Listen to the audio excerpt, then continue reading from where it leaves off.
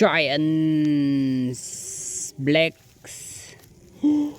oh my god ត្រីយ៉ាក់បងត្រីយ៉ាក់ទីបំផុតចូលហើយនេះ wow oh my god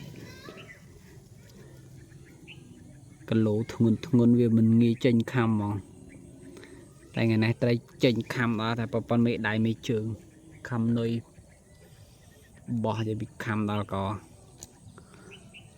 តែប្លំដាក់ទឹកជ្រៅគីឡូធ្ងន់តបងវត្តមកចាំងមកវ៉ាវធំហ្មងចូល1គីឡូពងបាត់ហើយប៉ុណ្ណេះ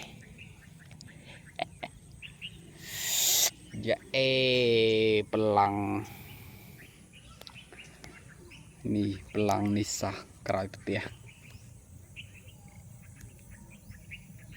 ប្លង់ក្រោយផ្ទះអែមកចូលគីឡូធ្ងន់មួយធាត់អស់តោះច្បោយណៃស៊ីសត្រីយវ៉ា